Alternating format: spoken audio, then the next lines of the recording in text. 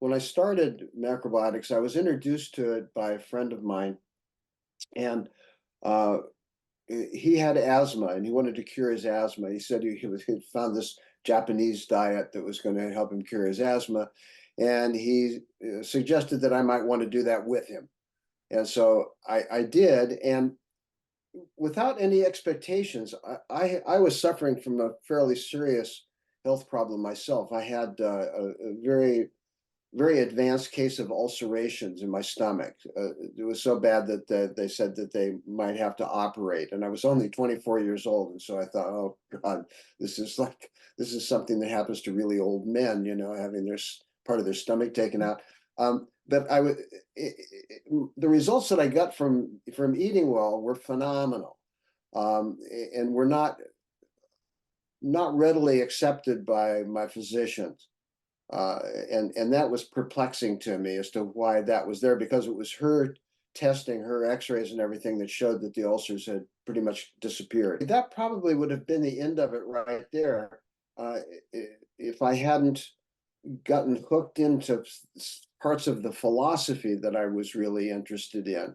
Um, I've always seen macrobiotics as being an ecological philosophy, and I was very much taken with that whole aspect of things, as well as Chinese and Japanese philosophy in terms of Taoism and Zen Buddhism. So both of which were kind of in a heyday in San Francisco in the 1960s. And so I was interested in that, and the link between that and uh, organically grown food, which wasn't a phrase that was used then, but most of us knew about Rachel Carson's writing and were interested in having an environment that was chemical free as much as possible. Um, and the fact that right from the beginning we stopped eating red meat and stopped eating dairy food, etc. And the whole connection with the animal kingdom for me was also a fascinating one. The way that macrobiotics was sold during that period in the 60s was that if you ate the right kind of diet, that you would get yourself into alignment with nature, kind of have transcendent experiences. And so that was very appealing. Who wouldn't like a transcendent experience?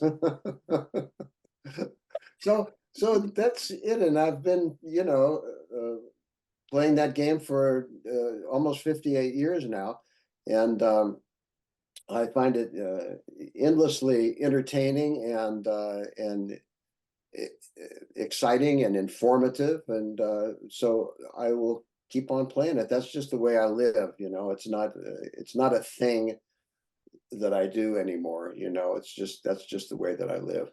I moved to London in 1970. I was working for a macrobiotic food company in America, as well as just beginning my teaching career. And I moved here because the company was going to expand into Europe. And I was supposed to be the person who went ahead and saw what the possibilities were. It was decided that that wasn't a good idea, right? Because there was already a beginning of a natural foods movement in Europe that was quite vigorous and growing, and it would have been a mess. We would have been the ugly Americans.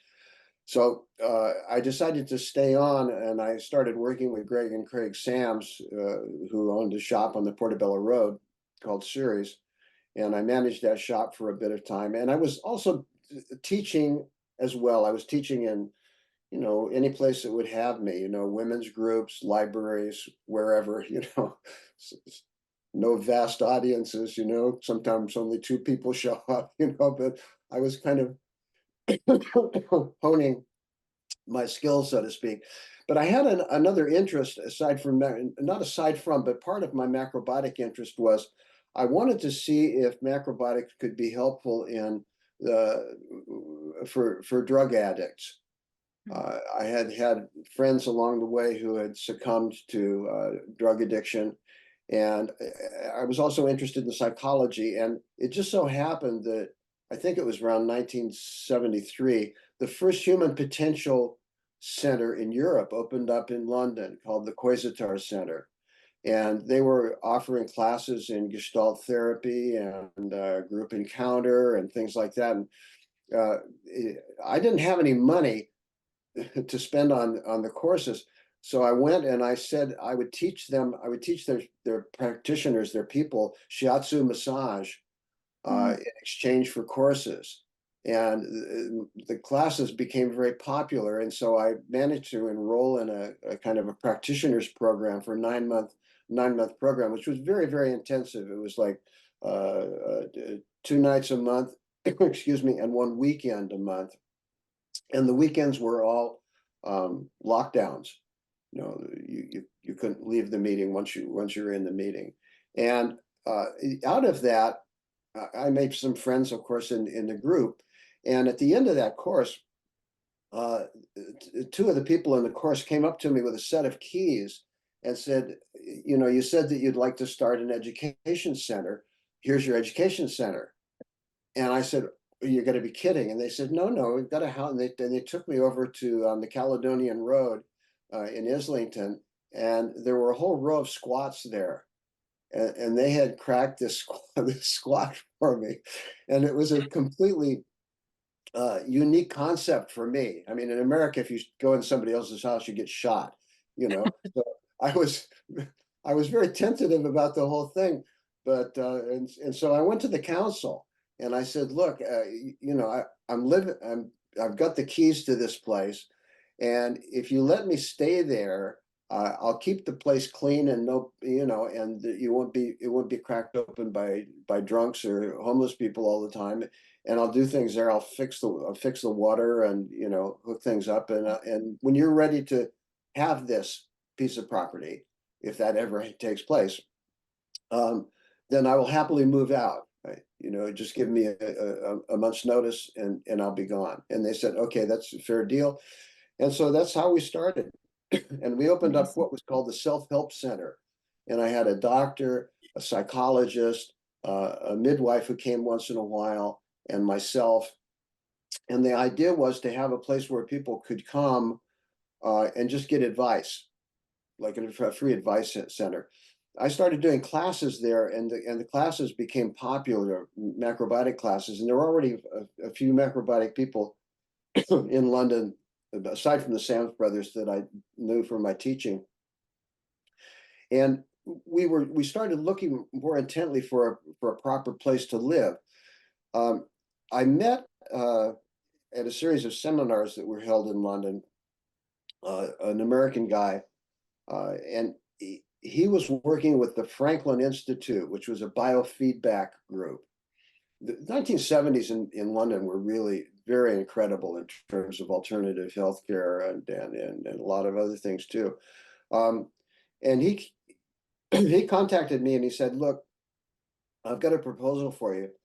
He said, "I've been given a lease on this place, but the people that I'm working with keep arguing about what should be done with it, and I'm fed up with it, and I want to give it to you."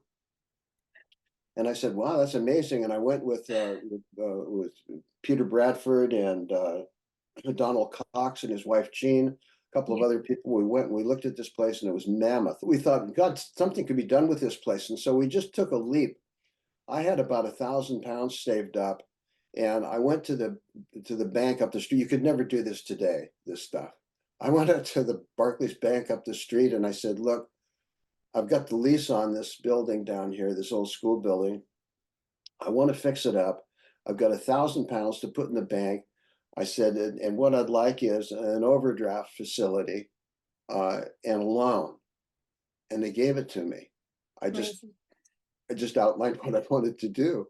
And the minute that we opened the doors to fix the place up, people just started appearing out of nowhere.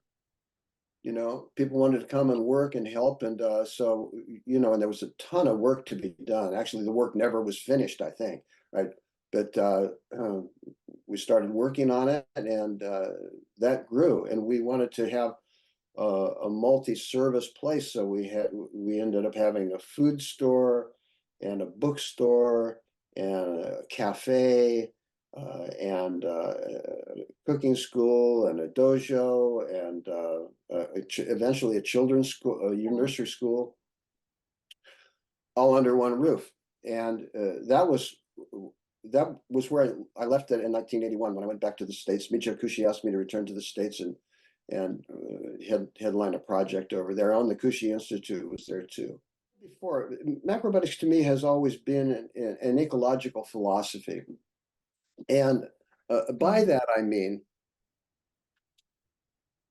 I don't know how many of you or the viewers are aware of Gregory Bateson. Gregory Bateson was one of the geniuses of the last century.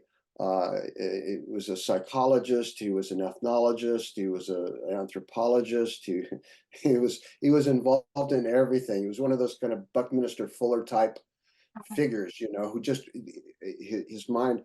And he wrote a book or a series of essays, which are called Toward an Ecology of Mind. And basically, in one sentence, what he was saying was, the problems of the world cannot be solved until people start thinking differently. And that difference has to be an ecological point of view. And that, I'm sure many of you have studied ecology, that's all about connectedness. How do things connect? And macrobiotics, because of its grounding in Taoist philosophy, is all about that. It's about how things connect. And so George Oshawa, when he was constructing macrobiotics out of fragments of different kinds of influences, Japanese culture and tradition and Chinese medicine and lots of different ideas that he had. One of the things that he was talking about was the intimate connection that we have between the food that we eat, the functioning of our body, and our ability for that alignment that I was referring to right at the beginning. And that is not an abstract thing. And we find now, for instance, with the recent studies that have been done on things like the gut biome and the relationship of the gut biome to seasonal changes and to the food that we eat and all that, we're really on the right track. And so this is an important message right now in the world, when we've become disassociated from the environment that we live in and are starting to become increasingly adaptive to a built environment, an environment by the hand of man and not an environment that naturally occurs through the process of nature. And so for me, that's all important. I mean, I think that it's easy to say from a philosophical point of view, well, it is what it is, and the nature will work it all out, et cetera, et cetera. Well, I think that that's bullpucky, right? We're here with the intelligence that we've been gifted, and certainly not striven to develop. But we've been gifted with this intelligence, and we should be using it to evolve ourselves. And making peace with this place where we live, rather than looking at the stars and figuring, oh my God, let's go into space, let's send a rocket to the moon. No, moon's not far enough. Let's send a rocket to Mars, let's build a colony there.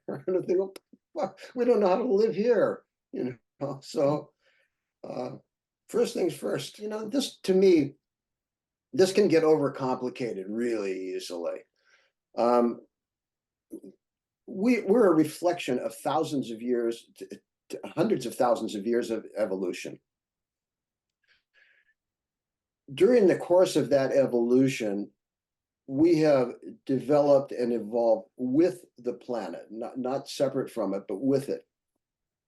And there are certain metrics that are involved in that.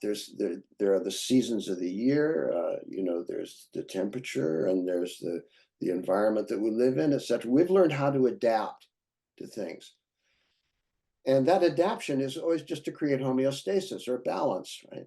So we've learned that, or we did learn, because we couldn't learn anything else, we all learned to eat seasonal food, for instance.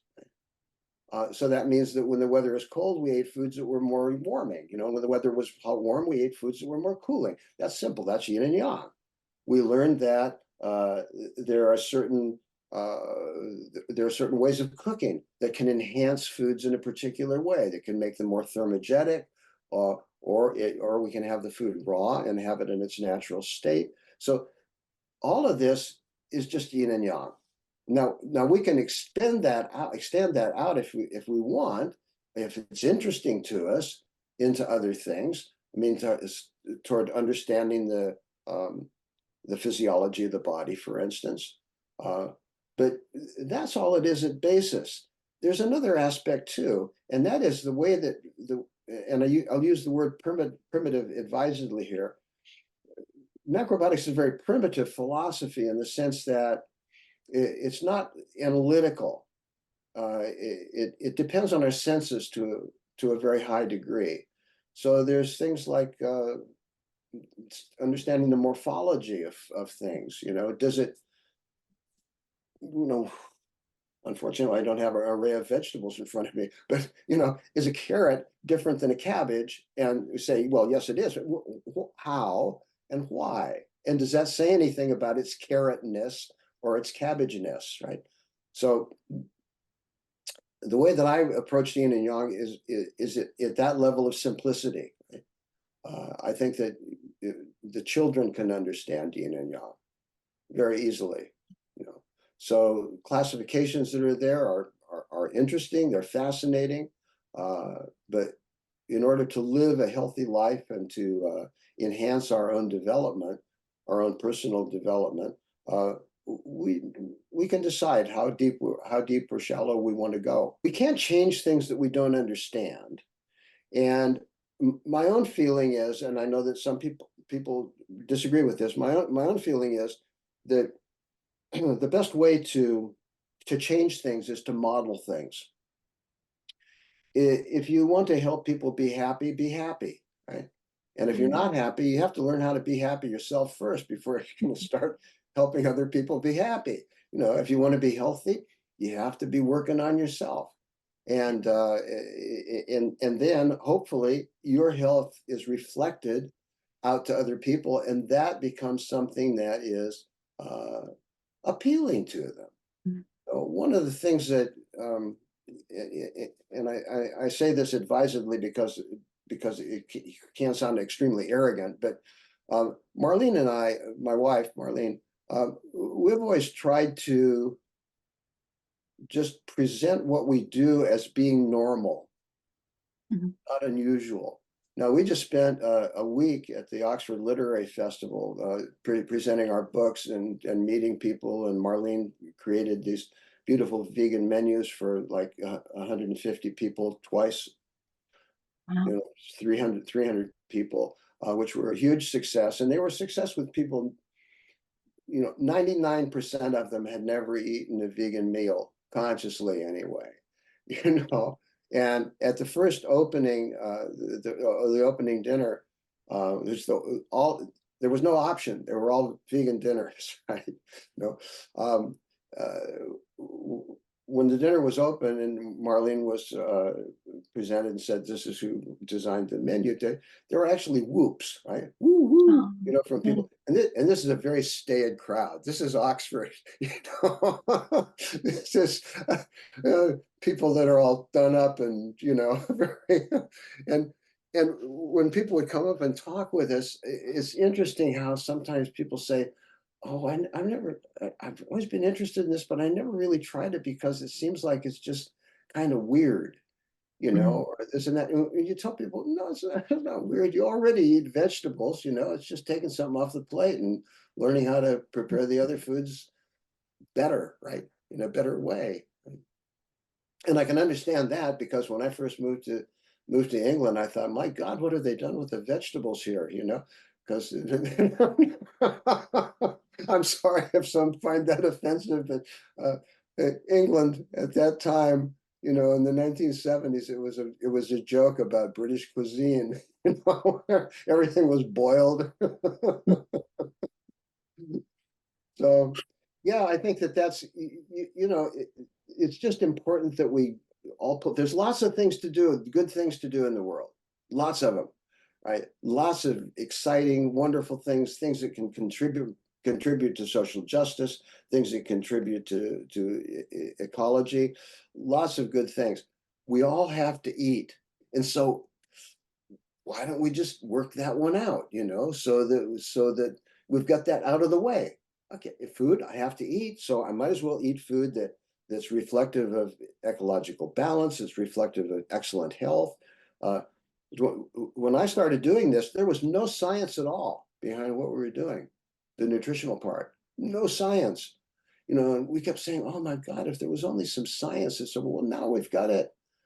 Thousands and thousands of research papers have been done showing that a diet like a macrobiotic diet, a diet that's a whole food plant-based diet, a diet that's focused around the use of complex carbohydrates as a primary nutrition source, all of those things, fantastic. There's even volumes of research on why we should be having seaweed on a regular basis.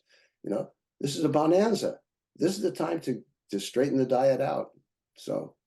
And it's not just limited to that, of course, right? It just percolates out.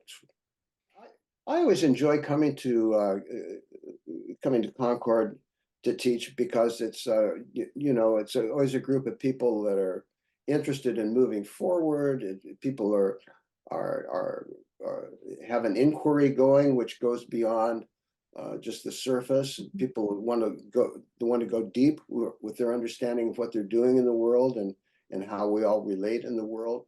And those are things that I value a lot, and I'm very happy that those things are there. It's one of my favorite places to teach now, and just because of that, because of I don't want to say the quality of of the people that attend, but the character of the people that attend. They're all involved in active work with themselves and on themselves, and that's a very valuable thing. And I like to have fun too. So I hope that people come along and join us for a weekend and have a good time and explore things, because I like the more questions people ask, the more people want to delve into the causes and of different thoughts that animate macrobiotics and that animate the discussions about the environment and our relationship to the environment. The more I love it, so I look forward to some dialogue as well.